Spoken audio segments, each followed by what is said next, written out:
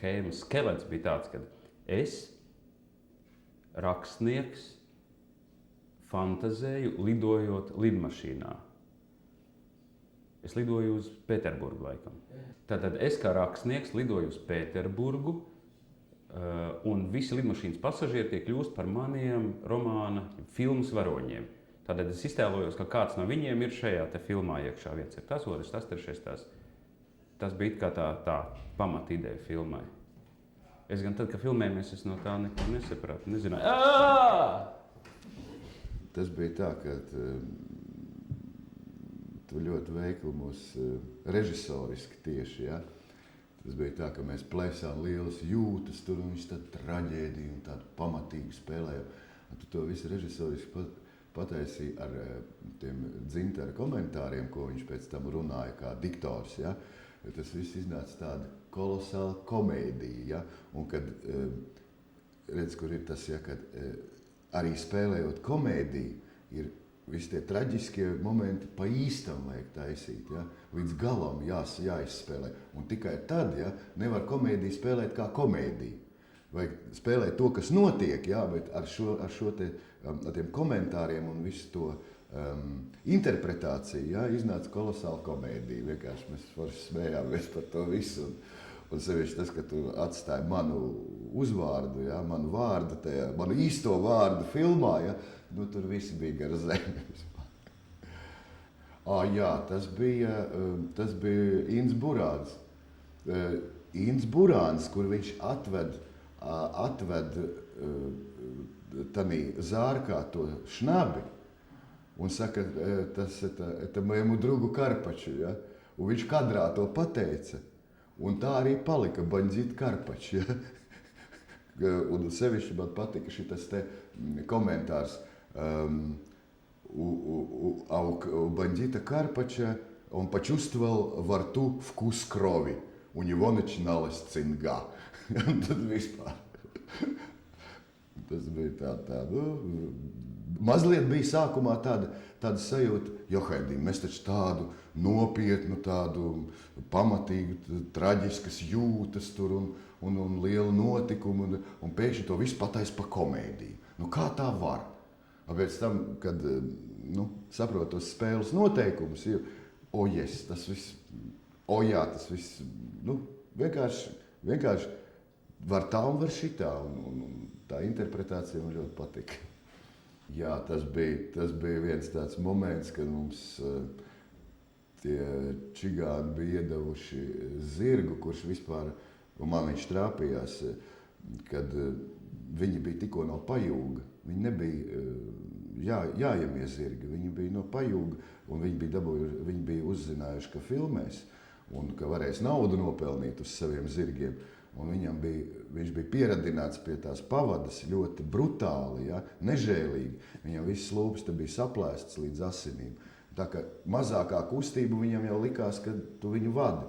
Un tad viņš vienkārši sāka auļot pa mežu un nesās uz to mežu malu, un tur tāda priedīta bija mežmalā zem.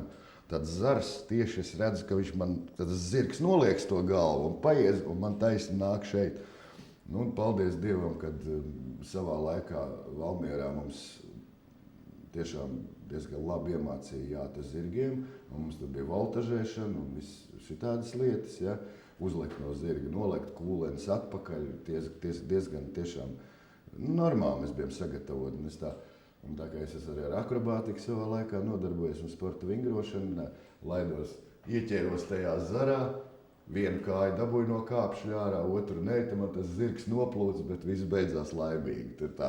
Tas bija tāds piedzīvojums, un tad pēc tam dabūjām normālus zirgus, un tad bija viss ok.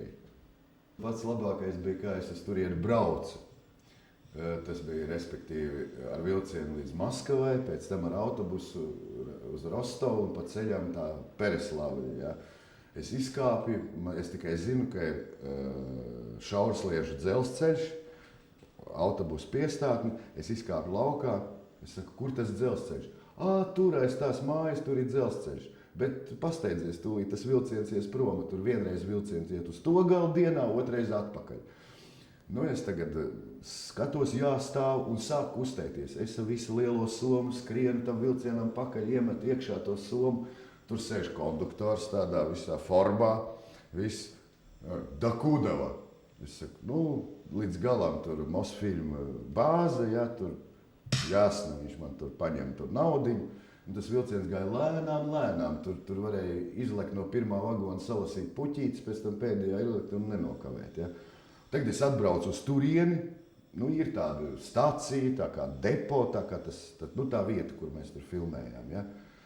Un es prasu, где Mosfilmovskая база? Un man saka, какая база?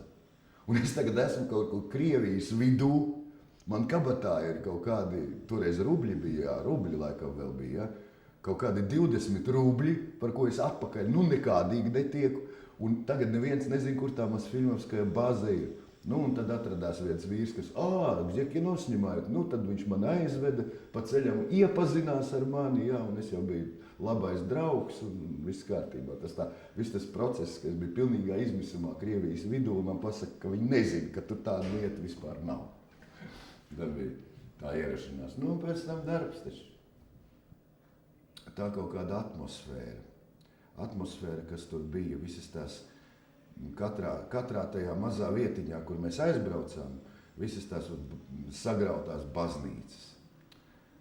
Viss tas ir, var redzēt, ka tur ir bijuši flīzīšu grīda, tas viss ir sagrauts, un toreiz, ka mums vajadzēja ar zirgiem jāt iekšā tanī baznīcā, ja, un tā kaut kas tāds, ja, un visa tā pamestības, tā nolemtības atmosfēra, kas tur, tā tomēr, kā krievi saka, glubinka jau gandrīz, ja, un vēl man palicis atmiņā ir kolosāli tas mežsargs, kur mēs bijām tajā mežsarga mājā, kur brauc tie visi lielie vīri uz turien medīt, ja? Tas kolosālais tilts pāri tur, kur pāri tam, kas tas ezers bija, tāds garš gājēji tilts, kur visi tur staigā.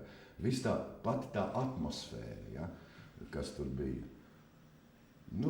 Katrā kadrā jau ir kaut kas tāds, kā es Bērziņu Andru tur šāva nost, ja? Pēc tam, kas tur vēl, kā mēs tur... Katrā kadrā taču ir kaut kas tāds, kas paliek atmiņā. Tagad atceroties, pilnīgi tā kā kino, ja? Viens kadrs, otrs kadrs, trešais kadrs, tāda mozaīka, ja? Ir palikusi atmiņā, ja? Nezinu. Tas bija normāls, profesionāls darbs, es domāju.